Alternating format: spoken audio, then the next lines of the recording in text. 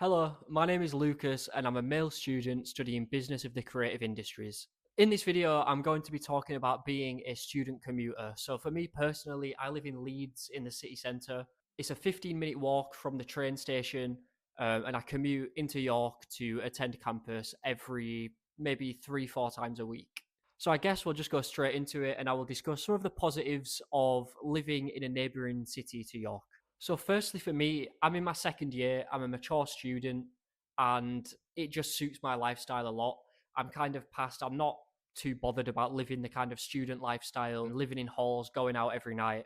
I've kind of been there, done that, and now I've got a girlfriend, I've got all my friends in Leeds who have finished uni. So, with York being a commutable distance, it just made sense for me to stay here. And for the bus tickets, it's a £2 bus to campus and then a £2 bus back to the station. So let's talk about the commute itself. I can only really speak on behalf of Leeds, but for me, it's a 15-minute walk to the train station, a 20-minute train. So for the 9 a.m. classes that we have, I have to set off at 7:40 a.m. and I get up around 7:10 and give myself 30 minutes to get dressed, brush my teeth, do all the things that I need to do. Now, that might sound quite a lot, getting up at kind of 7:20, 3, 4 times a week as a student. There's many mornings where I wake up at 7:20, I do the whole commute in for a 9 a.m. lecture, and I think, how nice would it have been to live in one of the flats that I can literally see from the building, a 2-minute walk. You can just jump out of bed, throw some clothes on, go to the lecture. Of course, it would be nice, but it is manageable. The way I like to look at it is I have many friends working full time now, and they're getting up at 6 a.m., 6:30 a.m., Monday to Friday without fail. So, really, getting up at 7:20, 3 times a week, 4 times a week occasionally, is not the worst thing in the world. But one thing to consider is that all the lectures are recorded and posted online. Of course, I don't encourage anyone to skip their lectures and not go in on certain days. But if it does come to that and you do need that space or you run out of money, it is okay to an extent and you can get away with it to an extent. But almost paradoxically, in the second year, when we've had much busier days, we're in for 4 or 5 hours some of the days.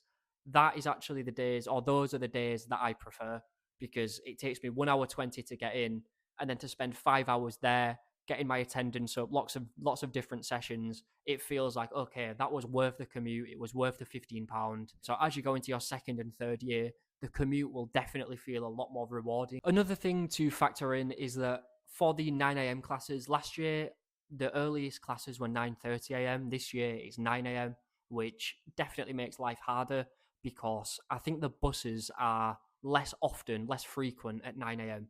So they do get very, very busy, especially during the first semester when you've got all the new students coming in. But that is only for the 9 a.m. classes. For every other class, and you do have a lot of other ones that start at 11, 1, 2, 3.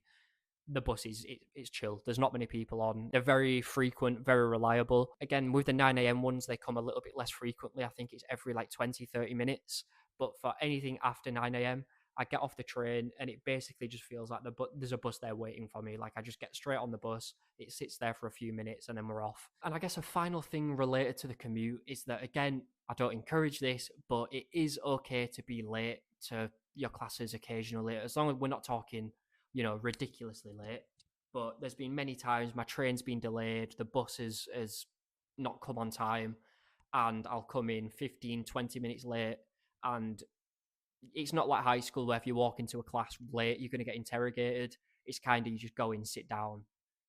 It is what it is. No one even questions you. So I've touched on some of the positives of living in a neighbouring city to York and commuting in. But of course, with every good thing, there are challenges as well. So I'm going to tell you some of the challenges. Of course, the commute itself, we've already touched on, but there are more challenges associated as well.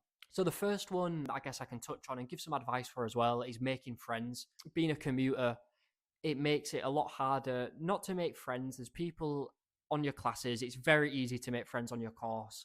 Most courses, universities, there's a lot of group projects, group work. You're going to be familiar with people on your course. It's not that bad. There's people you can hang around with, sit with, talk to on campus. But of course, to make good friends, close friends, a lot of that is done outside of school hours, right?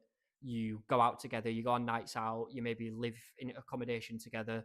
So to make good, close friends can be difficult, but it is manageable and it is doable if you're willing to put in the effort. So, for example, ask them to go for a coffee after class. There's Starbucks on campus. There's loads of different places you can eat, cafes, stuff like that. And you will have lunch breaks in between certain lessons, stuff like that. And that kind of leads me on to the next point about the societies. That is something that you can get involved with if you have the energy. For me, as you say, I'm kind of happy with my life in Leeds. But if you're someone who wants to make that extra effort, the societies, a lot of the activities are in the evening or afternoon. You could go after class easily. There'll be many days that line up, or just commute over for the society. It's just about if you have the energy and are willing to put in that effort. The second challenge that I had, particularly in first year, is that you are just naturally less familiar with campus than the people that are living there. So there would be times during, like, the first half of the year or the first kind of third of the year where I was still not familiar where which building was which. I'd see my schedule, see a classroom, and think like, I have no idea where this is, while everybody else seemed more familiar because, of course, they're living on campus. There's lots of things on campus like shops and, as I mentioned before, restaurants, cafes, places that you can go eat. So generally, people living near the campus or on the campus are going to spend a lot more time there. While for me, it was just purely attending classes. But as you say, that's only a problem for a little bit. It just means your progress, familiarizing yourself with campus, is a little bit slower, but it's not that deep. And one good tip is that on the University of York app, there is a map and you can type in your room and it will literally take you there to the T. Like, life was harder on your first few weeks of high school trying to find your classroom. That was hard. Finding your room on campus, even though it's bigger and more intimidating, you have a map on the app that will literally take you directly to the room. So while I didn't know where my rooms were off the top of my head, it was not difficult to find. There have been 0 occasions where I have been unable to find a room. Now, the final challenge, which is kind of an unexpected one, but it's something that I find myself struggling with, is you have less opportunities in terms of the internships. So one of the best parts of, or one of the best things that I found about studying at university is the opportunities that are exclusive to students. And York has a service called Handshake, which has all of the internship or temporary roles laid out. And there have been many opportunities where it is within commuting distance from campus. I have done 3 internships during my first year. They're not proper internships. It's kind of labeled as an internship, but it's more like a temporary job or a temporary project. So one of them was based on campus, and one of them was based in Thirsk, one in Poppleton. Those 2 were for private companies, while one of them was for the university. So, as you say, I'm kind of living proof that while it makes it harder and there's some opportunities that you may have to look past, there are still plenty of opportunities on campus and nearby that are doable. So, yeah, just something to consider. So, to conclude, I think my overall verdict on is it worth it or not is it's circumstantial. That's all I can really say. For me personally, I'm very happy. I'm glad I'm in Leeds, even though it's a lot of effort and it makes university life a little bit harder. As you say, I've got a girlfriend, we live together, play football every Wednesday and Saturday, and I didn't want to give that up. And so for somebody like that, maybe a mature student like myself, I'm 23, or somebody who lives at home in particular, the money that you will save is ridiculous. I highly, highly recommend. The commute is not that bad. If you're happy with your life there, you don't feel the need to go to a different city and have to make a load of friends and start again, then it's definitely worth it for you.